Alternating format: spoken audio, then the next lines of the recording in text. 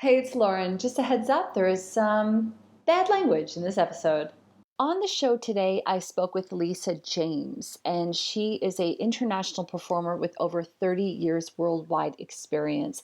We talked all about authentic confidence in this fabulous, fabulous chat. All I can say is that if you have never really thought about the power of voice and your ability to change the way you sound, well, Elisa is going to set everything straight for you in our conversation. One of the reasons why I love our conversation is because she explained things in such a simple and empowering way.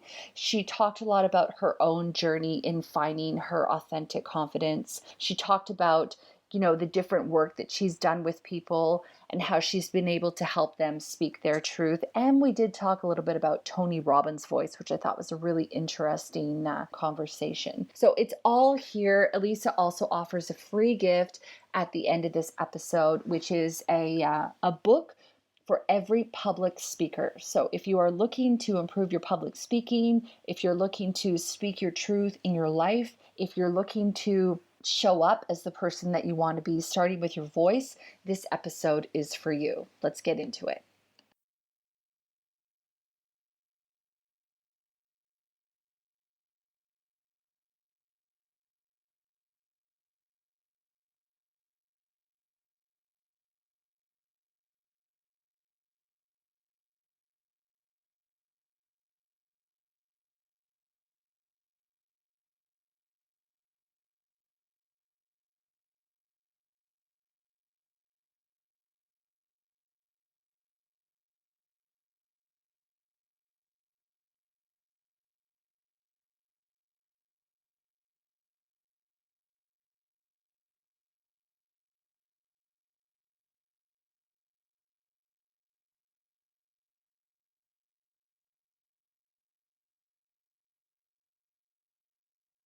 This episode's been brought to you by the Raw Spirit team.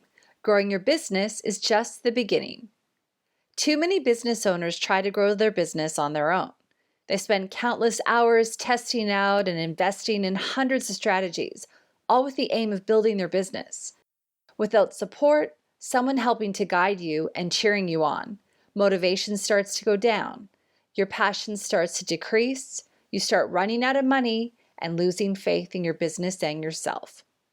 The Raw Spirit team is a supportive community filled with expert programming, up-to-date training, guest experts, mentorship, and like-minded business owners.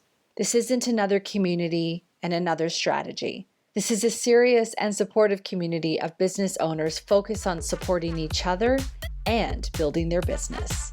You are welcome here.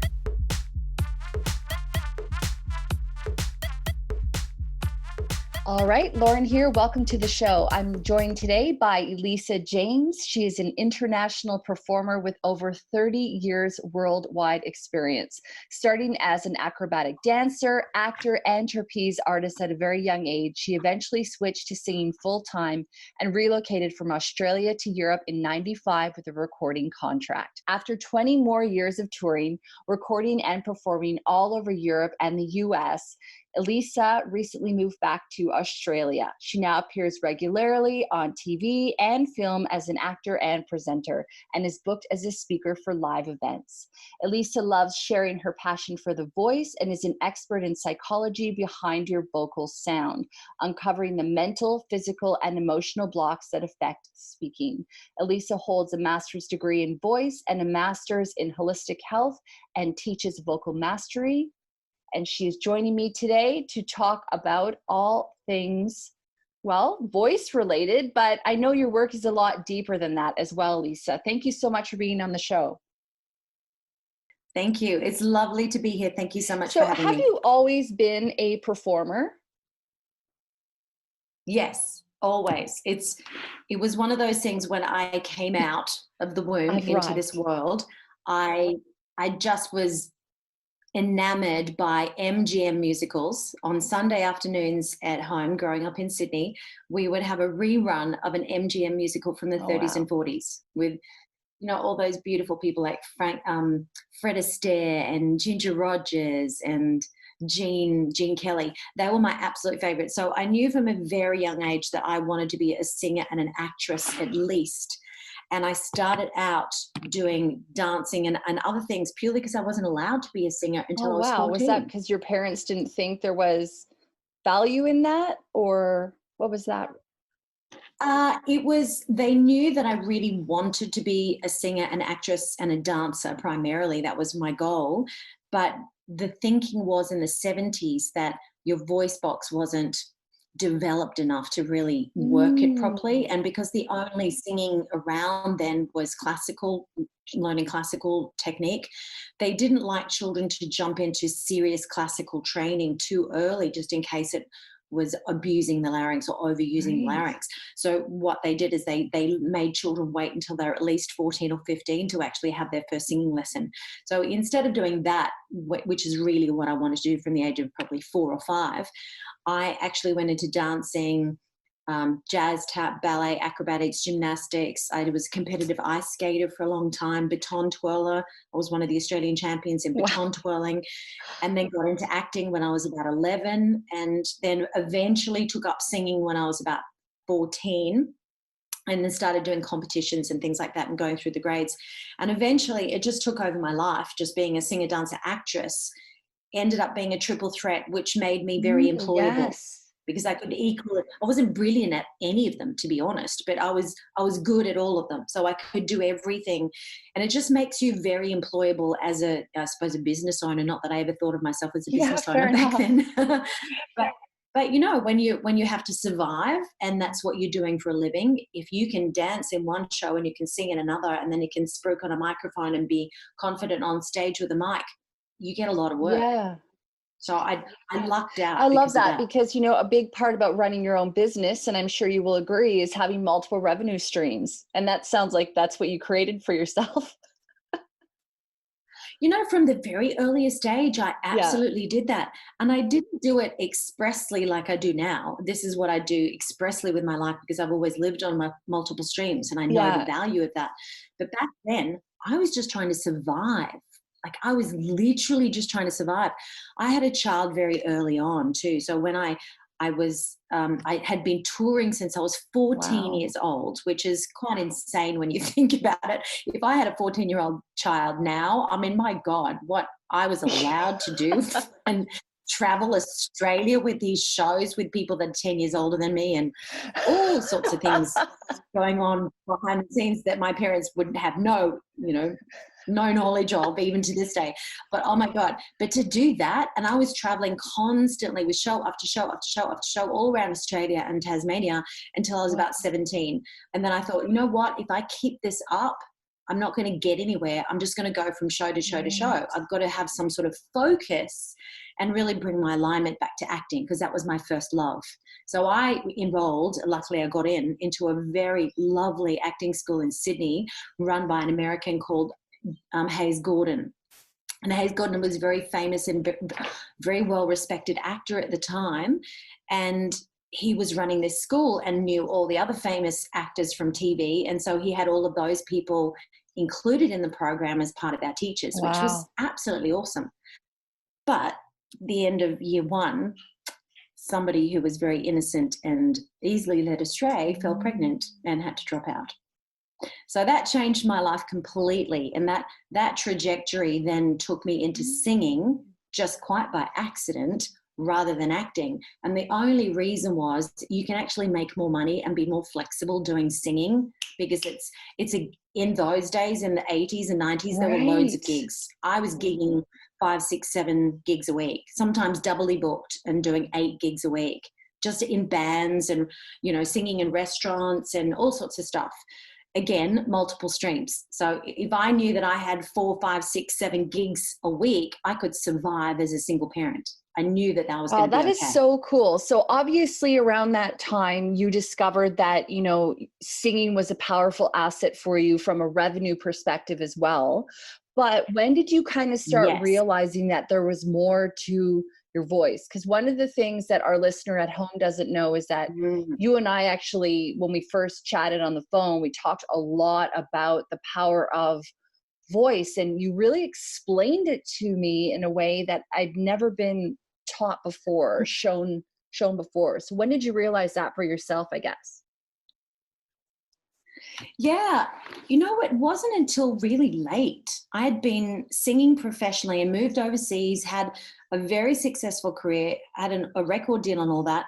But just before I moved overseas in about 1994 or so, I started having a lot of issue with my voice, a lot of issues. And it started packing up on me. I'd be in the middle of a gig in the first hour of a 4-hour set, and I would completely lose my voice. I ended up being like that. It would just completely stop. So I began to get very panicky. As you can imagine, I lived off my instrument, and it started to play up, and it was not playing ball at all. And I started to lose it like big time. And it was a long road, because it took about 3 years to really figure out, with all this struggle, to figure out what was going on. So none of what I do now really hit me until probably after the age of 35, when I'd started to actually figure it out, because I'm 55 now. So I struggled for a very long time. I still managed to somehow make a living with my voice. I really don't know how I did that. I mean, fudged it a lot, changed keys, barked through a song if I had to, turned the music up loud, put lots of echo on my voice to cover the fact that it was half missing, So when I started getting help for that, I went to the local doctor and asked him to put a scope down my throat, which is a camera that goes into your nose and down your throat, and it watches and records the action of the mucosal wave of the vocal fold. And he said to me, well, you have small nodules on your vocal folds, which is little bumps on the inside of the folds, which is preventing the folds from closing correctly. That's why you have a raspy voice when you sound like that, right? It was really bad. I sounded like Rod Stewart. It was so, and for somebody who has a very clean, very sweet little voice, it was wasn't not what you were going for. Not my brand. Wasn't on brand. Not my brand. No. Oh my God. So the thing was, though, that he said every singer has nodules. Don't worry about it. You're probably just super stressed. I would suggest, and he asked me about my personal life. And I thought, this is really weird. Why is a doctor asking me about my personal life? Usually they listen to a symptom, give you a pill, get rid of you. That's it, right? But he decided that there was something wrong with my personal life, not something wrong with my voice. So he gave me Valium and sent me home. It's like he told me to break up with my boyfriend and gave me Valium, told me to calm down. It's like, wow, that's very strange advice. So I took the Valium for a little bit, and guess what? Because I had a voice issue that nobody fixed, it still continued, and I struggled for 3 years. That started me on a journey of self-discovery. It was like, what the hell am I doing wrong? How do I fix it? What am I eating? What am I drinking? What am I thinking? How am I breathing? All these things started to come up for me, and I realized that there was a really big picture here, much bigger than I had thought. Now, as this all started to unfold over the next few years, and I absolutely lost my voice completely, I went to a different doctor about 3 years later, no Valium, and said, look, I cannot sing. This is ridiculous. You have to fix my voice. It's like, and he looked down at my throat and said, oh my God, you have huge nodules. Well, no surprise, because the previous doctor had let me go, and I hadn't changed anything. So guess what? When you don't change something, you're going to get the same results, right? Nothing is magically going to just happen for you if you keep doing the same thing over and over and over. You cannot expect different results. That's what I was doing. So finally the doctor said, oh, you have to get them off. I can cut them off. Let's book in a surgery. And I said, I don't want knives on my vocal folds after what's happened to my friends. Some of my friends had that surgery, and they sounded just as bad afterwards as they sounded before. Okay. And I thought, okay, I'm going to get a second opinion. Then I went off and got a second opinion, and the doctor said the same thing. Oh, you've got big nodules on your vocal folds. Let's take them off. It's like, okay. One more doctor just to be sure. One more. If he says that's it, I'm going to believe him, and I'm just going to do what I'm told. So I went to a third doctor. He said exactly the same thing. And then he paused and he said, we could try a more holistic approach first and see if that works. And I thought, ooh, what does that mean? I'm intrigued. And he said, okay, I want you to go to speech therapy, and I want you to do speech therapy for 7 weeks and then come back to me and get another scope in 8 weeks' time and see how you go. So I thought, okay, what's speech therapy? And I'd done singing for a long time. I figured I knew how to sing, but obviously I was doing something very wrong. As it turned out, it was my entire lifestyle. It wasn't just the way that I was speaking or singing. I was stressed. That first doctor was very right. I had a very young child, and through all this, I had to make up sign language to get by. I would clap if I wanted him to come. I would move my hands to intimate the shower. It's time to get in the shower, or, turn the tap on, or something to eat or something to drink. I would have all these sign language things, and then I would have to write notes because I literally couldn't use my voice. I couldn't even call his name. It was that bad. I had to clap my hands really loudly because I couldn't shout out his name. So it was really, really bad. So finally, when I did speech therapy for 7 weeks, I realized that not only do I have to change the way that I'm singing every week, which is, 4 hours every night, 7 nights a week, during the day, I was teaching aerobics. I was teaching gymnastics. I was out the front of a shopping center going, ladies and gentlemen, today we're going to the jewelry store, blah, blah, blah, tell them about some special. They used performers for those jobs because they needed outgoing people with microphone skills. So I was basically doing so much with my poor little vocal folds, drinking too much coffee, which I'm probably doing today. Is there such a thing? But not drinking enough water. Not warming up properly. And then on top of it, I wasn't speaking with the correct muscles. So I wasn't supporting my body or my voice or my mind in any way, shape, or form. So I knew that something seriously had to change. So I had to change my sleeping patterns. I changed what I ate. I changed what I drank. I changed all of my lifestyle. I lost all of my jobs, Lauren. I walked away from everything. For 6 months, I had to walk away from everything and go on the dole, from the government, and went to Queensland and just sat and played guitar and read and learned and researched and did all that, and realized how much there was to learn about life. So that's where my personal growth journey started.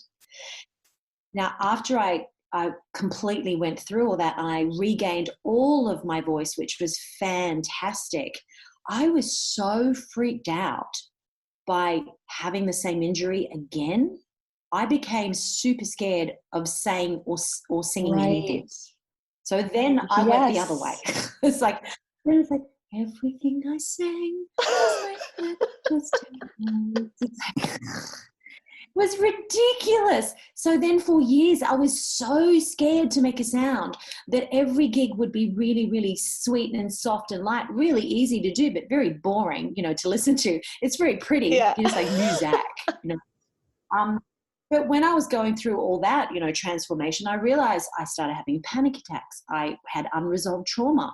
I didn't even realize that I had PTSD that was unresolved for the last 20 years. So there was all this other stuff around voice that I realized that this was probably a huge part of my puzzle as well. I had to learn to find my own authentic voice of truth so I could speak up and speak out for myself. But in the middle of all this, I was living in a different country. I had a child in tow, and I had just married, unbeknownst to me at the time, a narcissist who had started to control every aspect of my life. So for a very, very long time, I had no voice. Like figuratively, literally, I got my voice back, but figuratively, in my family life, I didn't have much of a voice. If I spoke up, I would get shut down. If I spoke up, I would get argued with. There was no point in speaking up. So I ended up just shutting down and shutting down and shutting down and shutting down. And that led me to my next foray of learning, which was all those degrees. I needed answers. So I did degree after degree after degree, looking for the answers to not only the metaphysical issues that I had created in my own life, but the mental, physical, and emotional blockages to self-expression that were always there because of the trauma that I'd experienced way before and had not resolved. So that sort of set me off in a massive trajectory. So I must say that all of that was a nightmare to go through. And really, I was very close to suicide many, many times. It was so bad. I really didn't want to live if I didn't have a voice. But it got me to the stage where I am now. And so I am super grateful for all of those learnings, all of that trauma, and all of the shit that I went through, because now I'm a different person. I'm a completely different person. I actually have authentic confidence. I could never say that before. I could be on stage with a microphone and people would say to me after the show, "Oh, you're so confident." And I would think, "Oh my God, you have no fucking idea." Yeah. I am not confident at all. But now I feel like I'm more authentic because I've gone through all of that and come out the other side. And that's why I'm so passionate about helping other people find their voice. Because regardless of whether it's a personal quest to find your voice in your family, in your life, or at work even, to be heard by your boss and respected by your boss is very important to some people. But to the other aspect, you know, business owners who are a little inhibited or shy, they need to get over this too. They need to get over their fear of being seen and heard. So nowadays I help people step into that power, regardless of whether it's on stage, on podcast, or on camera. It doesn't make any difference. I love that so much. And that's one of the things that I remember you were telling me when we first met was, you know, when you talk to some people and they got these little really itty bitty voices or really super sweet, high pitched voices where it's almost as though they're not willing to step into their power. And I love that you said that authentic confidence. Do you think that a lot of people don't make the connection? Because if you're not a singer, you might not realize that there's anything amiss. Yes, that is so true. In fact, I have a student that's just started with me in one of my group classes, and she told me in private that she was at her wit's end and she thought that she was going to have to stay like that forever. And so I think so many people have that thought that this is the way I sound, this is what I was born with, like your nose or whatever, and there's nothing I can do to change it. What people don't realize is that the voice has muscles, ligament, and cartilage, and all of those things can be moved and they're malleable. Just like building a muscle in your arm, if we're building biceps, you actually have to go to the gym and lift some weights. It's not going to build by itself. So you can say, "I am who I am," in inverted commas, and this is the way I am. But is that truly the way we are? I mean, I dye my hair red. You know, it's really red. Yeah, exactly. You know, there's things that we can change. So I teach all of my clients immediately. It's always a combination between nature and nurture. And I'm sure that goes for so many things in life. It's always nature and nurture. Nature gave me this face and the nose shape and the teeth shape and the soft palate and the hard palate. They gave me lungs, you know. It gave me all the things that I'm born with, yes. But did I learn how to use them better? Absolutely. Was I using everything wrong? Absolutely. And it nearly destroyed my life and my career. And I realized when I had complete mastery over my system in a completely different way, mind, body, and spirit, then everything sort of started to open up for me. Everything changed. And that's why I'm passionate right now of telling people that you don't have to sound like you are right now. The problem is that if you sound weak, if you sound tiny, if you sound insecure, people are going to eat you up. People are going to bully you. You're going to get traumatized by things that are going on. You're not going to get promoted at work because your boss is going to hear you speak and go, "I don't think that she's capable." Or "I don't think she's intelligent enough." It's sad, I know, but it is true. true. And, you know, I just want to use this as an example because I think it's important. You know, I've been listening to a lot of podcasts. Obviously, I have one, but before I had one, I listened to way more. And sometimes I listen to a podcast and within the first couple minutes, I'll turn it off because that person's voice doesn't resonate to me. Then on the opposite side, I actually subscribe to some podcasts where the voice isn't my favorite. It might be a bit high pitched, or it might have a bit of a Valley Girl kind of vibe to it. But I guess there's something about what they're saying, and it comes back to that authentic confidence again, that continues to get me to buy into listening and subscribing to what they're doing. So I guess it kind of goes, maybe that's an example of somebody who's, kind of nurturing their innate vocal tendencies, but at the same time, they're speaking with confidence. So it comes across as being authentic. Is that Yes. kind of? Absolutely. Absolutely. Yeah. Look, and now these days, because I'm a voice coach, a holistic voice coach, and I love voice and I want to help people by Yeah, changing the sound of their voice. But sometimes people are too impatient to do that, or they don't want to spend the time, or they don't really want to change the sound of their voice. They just want to get more results from the way that they speak. So there's two parts of that equation. Part of it is I can change the aesthetic quality of anyone's voice right. anytime, because we've got so many things that we can change and adjust. Think about an actor. If you don't believe that statement, all anyone has to do who's listening is go to YouTube, type in this name. I guarantee you'll be really surprised. Jennifer Hale, and it's Jennifer Hale. She's one of the number one voice actors in LA, in America. Her reel is on YouTube, and it will blow your mind. You could swear that there were 15 different people in 1 minute that you're listening to. 15 different people, all with different dialects, different languages, different placements, different sound, different pitch. It's Right. incredible. So you think that you can't change your voice? Go and listen to an actor That's so speak. true. And I'll put a link to that in the show notes as well. But that is such a, here's proof right away. So let's get rid of that objection right now. Yeah. Yeah. Yeah, exactly. So you can absolutely change the aesthetic quality of your voice. And not many people need to do dramatic changes. It might be something very simple as let go of the tension in the throat so there's no tension holding Right. you back. Or let go of a little bit of nasality because that's Yeah. really annoying. Or it might be my pitch is too high and it's not being really effective, or it's too low and it's not Yeah. being really effective. But very, very simple things like that can really be changed Yeah. very quickly. Now, if you don't want to change that, the only thing that you really do need to change is the way that you construct your sentences. If you look at a confident person's construction, they make statements very strongly and they know what a question sounds like. Right. If you make strong statements, strong questions, it's very easy for the audience to understand what you're saying. And some people just can't do Right. that. So the 5 disempowering vocal sounds are one of the very first things that I teach, because that shows you when a person is nervous, when a person is anxious, and they're trying to get somebody's attention, but it's not working. Mm.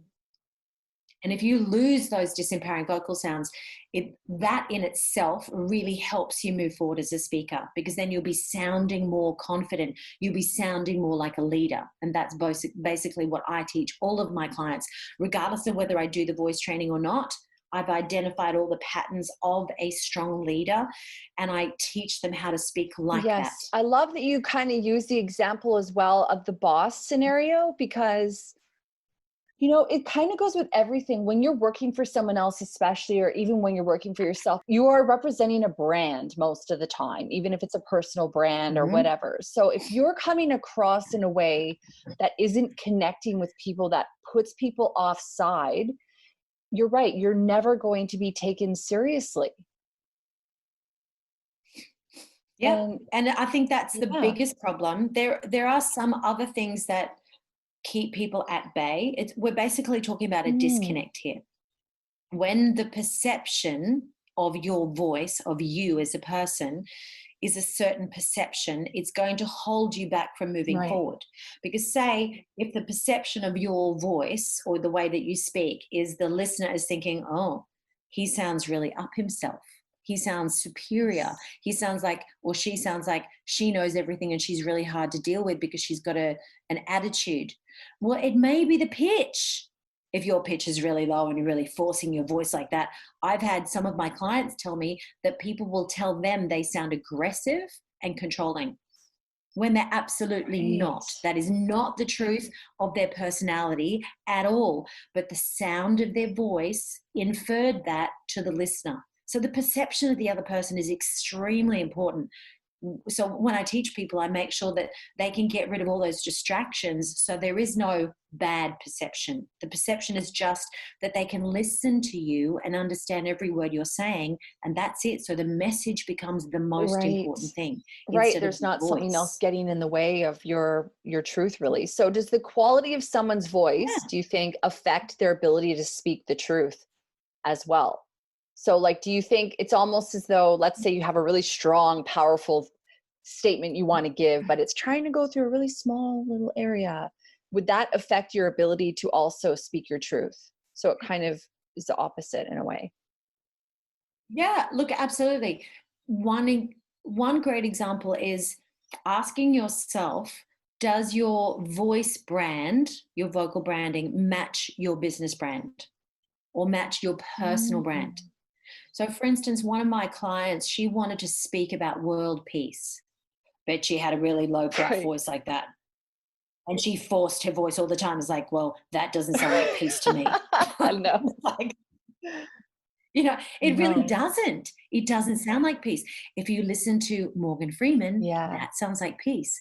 If you listen to Maya Angelou, that sounds like peace. There are certain people that sound peaceful, and it's got to do with pitch. It's got to do tonality. It's got to do with the pacing, the speed, and airflow. Primarily, the airflow is the most important thing. When you're trying to calm somebody down, you need to add more airflow, because adding more airflow tells the listener unconsciously that you have no tension anywhere in your body and that the air is just naturally flowing through. And that lack of tension sounds like something. It sounds relaxing. I hear a lot of people saying to me when they want to come and build their own vocal brand, they say, oh, I love the way that Morgan Freeman speaks. And it's purely because of the beautiful balanced airflow and the open throat that he has. And he speaks very calmly. There's nothing tense or nervous about the way he speaks. It's beautiful, in fact. And you listen to his words and his intonation and his authentic confidence, I suppose, behind what he's saying. Yeah. I need to talk about Tony Robbins for a minute, and you can agree, we can decide we don't want to go there, but I mean, that man is saying a lot of things with authentic confidence, you would say, but for me, I find it very challenging to listen to him because all I can think about is it sounds painful for him to speak. Absolutely. And it is. Oh my God. Lauren, I'm a voice coach. Can you imagine how painful it is for me? I can imagine you will read the transcriptions and that is it. It's like a dietitian watching somebody eat 3 hamburgers covered in fat and dripping with cheese or something. Like that's cholesterol waiting to happen. It's hard, yes. And I saw him live in September. He's not been one person that I've watched or listened to a lot. I've been very aware of all of his work. And a lot of my clients, I'd say 50% of my clients are all Tony Robbins fans and either trainers with him or speakers or volunteers, working very closely with his organization. So I do work with a lot of Tony Robbins people, and I take care of all their voices because they blow them out because they want to be like Tony, which is a problem, right? Now, Tony's already blown his voice out. He's damaged his voice beyond repair. In fact, he's damaged it so badly, apparently his actual vocal folds hardly touch and they don't have enough mass to actually make sound. So what he's doing, it's very interesting.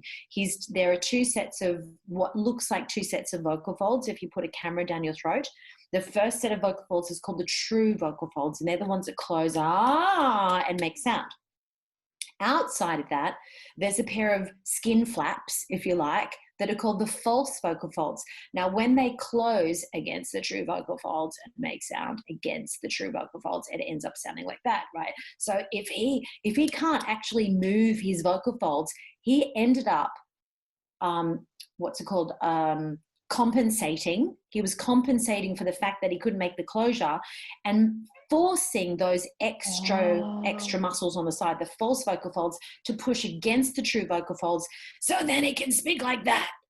But if you try that, it's exhausting. It's absolutely exhausting. But he's been doing it for 20 years. He's blown out his voice so long ago that he has to warm up for 45 minutes. He has a very, very good vocal coach, but too late, obviously too late. You can't fix something that's so badly damaged. It's like bashing your hand in a door for 20 years. I mean, you're going to have a very deformed and bruised and damaged hand. And he didn't stop. He kept bashing the hand at the door. So it's just completely shot. So now one of my clients who's, I train his voice as well. He takes over for Tony every second day. So now Tony speaks, I don't even know how he does this, but he speaks for 12 hours. And then my client Scott takes over and speaks the next day to give Tony a complete break. So Tony has to shut his mouth for 24 hours, complete rest, and then he's allowed to come back on the next day, the day after that. Yeah, so even that, it's not enough. He can't get his voice back now. It's too late. So I've heard this story from many, many people, Lauren, that they can't listen to him because it's too disconcerting. But you have to, if you really want the content, which is awesome and authentic and fantastic and motivational, listen to him, but you have to switch off your head to his voice. Or read his stuff. I mean, that's the other thing. You don't have to listen. Yeah. But he's super engaging. I can only imagine. I've not gone to one of his shows.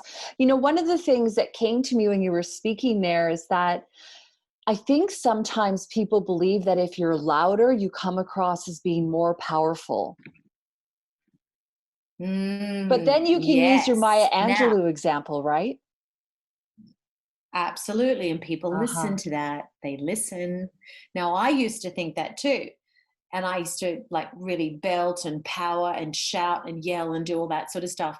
And then I met a very beautiful lady in Florida when I was living in America for a long time. She became my best friend. And she was a model from New York, a model and an actress from New York who'd retired and moved to Florida and started a different career in spiritual counseling and mediumship. It was very strange. But anyway, she started this counseling center for people who were going through drug addiction. And they were obviously going dry and getting counseling and spiritual practices and personal growth and all that. She has the most interesting voice that I've ever heard in my life. It's sort of croaky and raspy, but very light, very female, quite high pitched, and lots of airflow, because she had some sort of thyroid issue or a voice box issue when she was a young girl and had to have an operation, but it completely ruined her vocal folds. So she sort of speaks a little bit croaky and a little bit, actually it's a bit like this. It's a bit sort of up and a little bit croaky, and then it breaks and then it goes into normal speech again. It's very strange, right? But when she's in front of a group and she's counseling, you listen. Because the way that she says it is so compelling. It's so directly to the bone. And she calls people out and she doesn't let anyone get away with any shit. And even the men, the big burly men in this group that were all drug addicts that were recovering, they were scared of her. I thought, that's super interesting. A beautiful blonde lady who looks like $1 million, and when she opens her mouth, sort of sounds like a very raspy fairy, but they listened because of the way that she spoke with conviction, and it wasn't with strength. She couldn't do it. She didn't have the vocal cords to do that, but she spoke with strength and confidence and conviction, and she was fully committed to their growth and their healing. They felt that. Felt that. That's exactly right. And I think that, everything that you're kind of saying, when you look at the bigger picture, and you shared a lot of that in your own story, I think that when you get a lot of those things in place, when you become aware of issues you want to work through and stuff like that, your word choices probably naturally change, as well as you build in confidence in your own soul. Yeah, absolutely. Absolutely. When you're nervous or feeling insecure and you're making it all about you, which is not the right thing to do, if you do that, a lot of people will speak too fast, try to get as many words out as they can before somebody shuts them down. This is one of the biggest patterns that I see in insecure people, is they want to get everything out because they're so used to being shut down, told to be quiet, told to go away or whatever it is, that they want to be heard. And so they're trying to get everything out very fast, but it just doesn't work. So regardless of whether you are a rambler and keep speaking without pauses or breaks, or whether you just speak too fast, it's always a pattern that's going to tell the listener that you're not confident. I just had a wow moment when you said that, because you're right. It's almost as though they go, oh, I have a window of opportunity. Better use it right now, because you're going to figure out that I'm not really who I am, or you'd rather do something else with your time than listen to me. Or that makes so much sense when you said that. Yeah. And look, especially when those people, they have an experience in life, and this could have been going on for decades. They have an experience that when they speak, people don't listen, and their eyes glaze over, or they start to walk away, or start to look at their phone or something. So they panic even more, speak even faster, and try to get more words out to make up for the fact that people are not listening. But that's not the way you get people's attention, ever. So one of the things that I wanted to know is, obviously we've established that you can change your voice, and I'm going to put that Jennifer Hale YouTube video as well, which is going to prove that. That being said, do you think that people have a chance of being authentically confident if they don't connect with their voice, or they don't love their voice?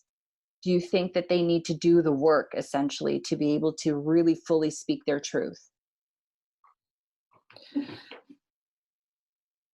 I don't think you necessarily need to do voice work the way that I do it to be confident and speak your truth, but you have to do a lot of work. Yeah. I think they need to go hand in hand. When people talk to me and come to me for private lessons or group lessons or whatever, they realize very quickly that there is a lot more to voice than meets the eye. They realize when they come into voice training that it's more like therapy and counseling, far more like therapy and counseling than it is voice training. Yes, it's voice training as well, but because our voice is inside our body and it's affected by mind, belief set, cultural influencing, peers, familial conditioning. There's so much to the voice, health issues, and like all these things can really affect the voice. So when I find a client in front of me and they have certain issues that they present with, I have to make a very quick decision whether they're going to be able to commit to the work and actually do the voice work as well as the personal growth, as well as the voice patterns, or whether I need to choose one or the other depending on their commitment and time. Right. Because sometimes we don't have time to fix everything. They need to come at least for 12 weeks to get a really full understanding of voice mastery and how to use the instrument. And let's face it, I've been doing this for 35 years or whatever, and it took me a long time to figure things out. Now I fast track it for everybody as much as possible, but 12 weeks is still a very short amount of time when you're thinking about your entire life. If you've had bad habits for 20 years, you can't expect to change that just with a couple of voice classes. You need to make big changes and commit to them and implement new skills every single day to put them in muscle memory. Otherwise, it's exactly what you said before. If you have some sort of self-limiting belief that what you say isn't intelligent or good enough, you're constantly going to be having that program running in the back of your mind anytime you go to speak. So how can you do all this other work if that's going to be impeding you from being able to speak your truth? Like, it makes so much sense. Exactly. Yeah. Look, it is absolutely tied in. I can teach anybody really good voice skills, but if your psychology is still holding you back, you're not going to implement them. You have to do both.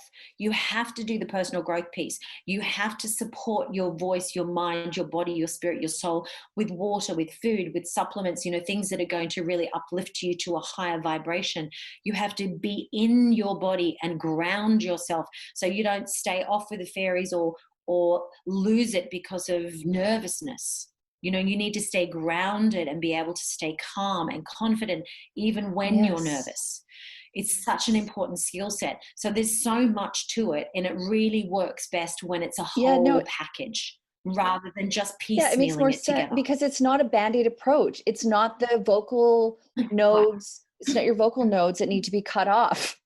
It's the fact that you need to practice your self-love, compassion, forgiveness, go through all these, these journeys to be able to, speak your truth. So it's, yeah, I think in society, we really do live with a lot of, kind of band-aid approaches, or that we just want an instant result now because I don't want to wait. I want it now.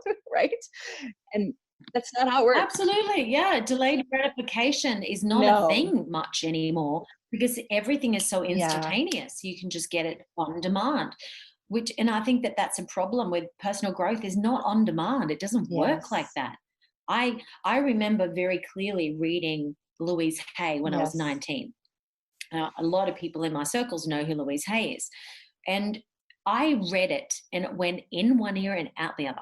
Like I knew it, I listened to it, I did her tapes over and over again. Nothing was changing because I wasn't ready for the information. I didn't believe it. My familial conditioning was still very much gripping over me and changing, interrupting my life. It wasn't until probably 20 years later that it all started to really fall into place and make sense. And I had to read those things and listen to those things over and over and over again. And then I finally got it when I was over 35. I just wasn't ready for that information. And the same with Scott F. Peck, The Road Less Traveled, a book that completely changed my life. Fantastic book. Highly recommend it. It's probably 30 years old by now. But again, in one ear, out the other.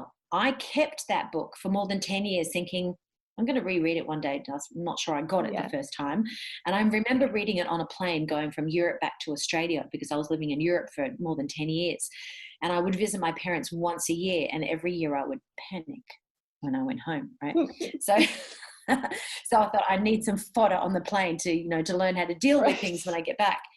And oh my God, that time I read it 10 years after the first one went click. It's like, and everything I love started that. to I change. did that with Eckhart Tolle's work, The Power of Now. It took me 3 goes. And when I read it, I went, this is all I've ever needed. I just totally, it was this, kind of like angel moment. Yeah, exactly. It's the big aha moment. Yeah. I mean, everything has to line up.